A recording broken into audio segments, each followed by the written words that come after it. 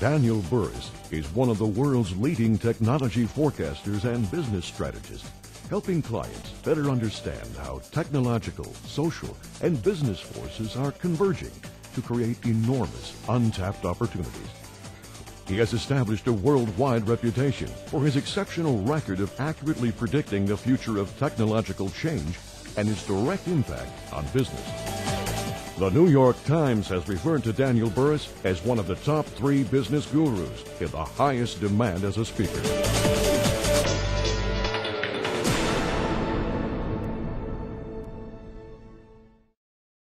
In 1993, that was 2 years before Yahoo, 2 years before Amazon.com, 2 years before the web started taking off.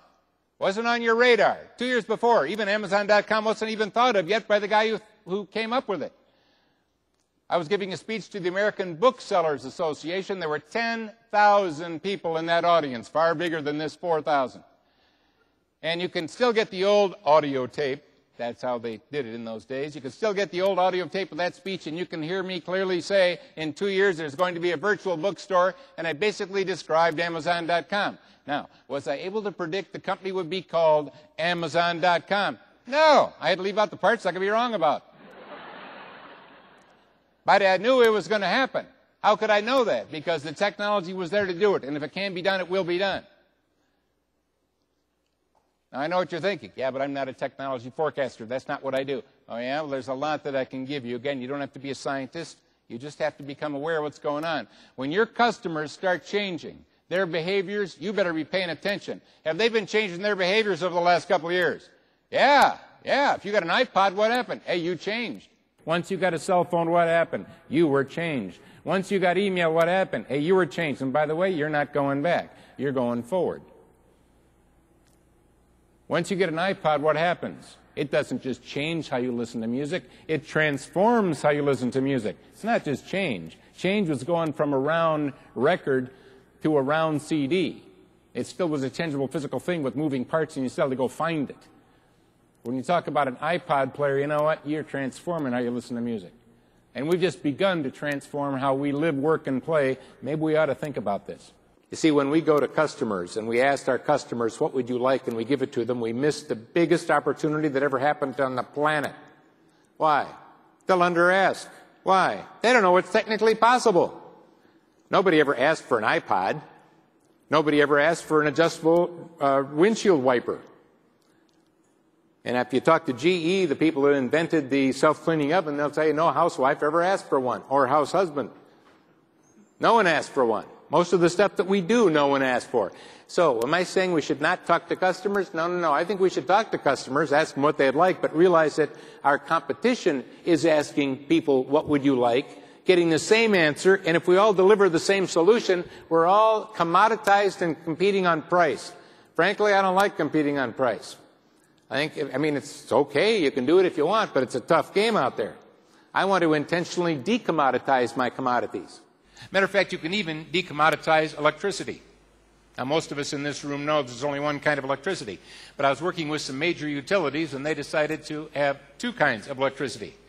The inexpensive stuff and the expensive stuff. The low-margin stuff and the high-margin stuff. They called the high-margin electricity digital electricity. Now, you might be thinking, so what? Who would pay for it? Here's what they did. They said, if you're a company and you want that electricity to never fluctuate, because your equipment is important to you and you don't want fluctuations. And if there's a power outage, it will not go out to you. You will always have electricity. We call that digital electricity, and it'll cost you more. Who started signing up? Well, Microsoft, Intel, Google, Yahoo, IBM. And then all of a sudden it started going beyond just technology companies. It started going into other giant companies that wanted their technology to be secure. In other words, you can even decommoditize electricity. How do they do it? They wrapped a service wrapper around it. I was speaking to Miracle Ear not long ago.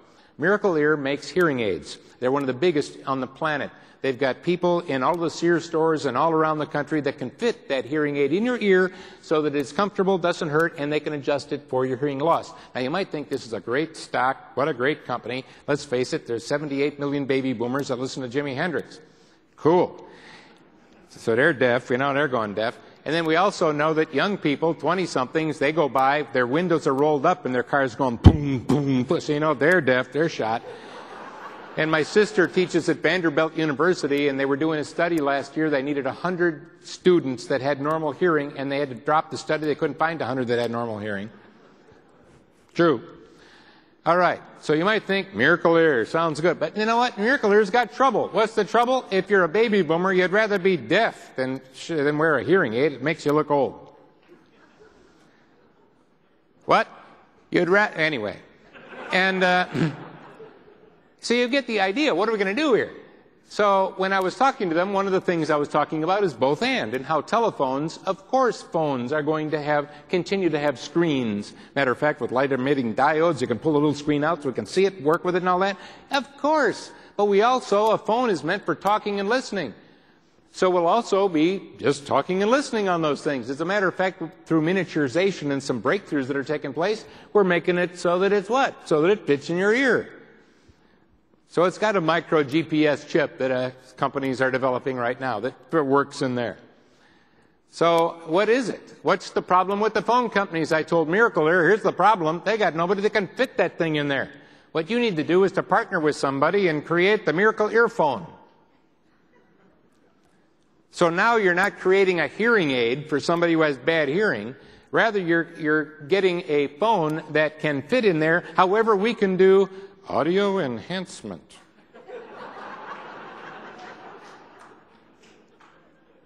Can you get surround sound right now?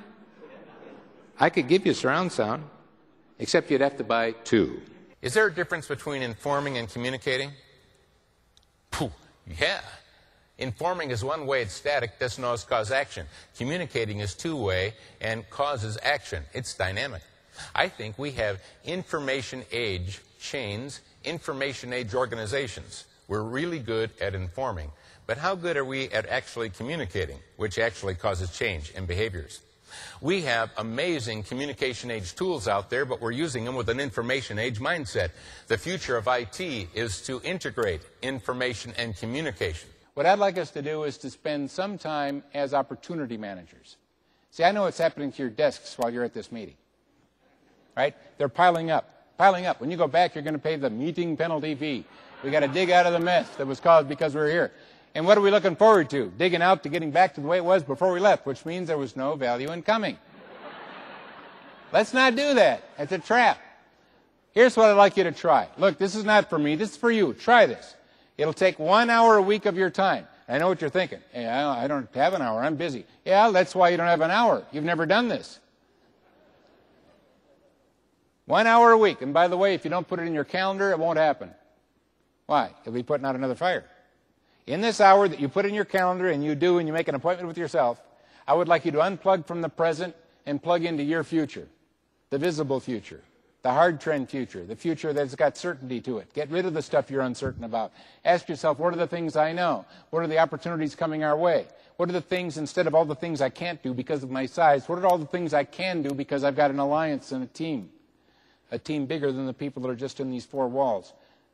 How can I get on the phone and get together with some of the people I met in this meeting so that maybe together we can make things happen that couldn't have happened before? That's how you can drive it.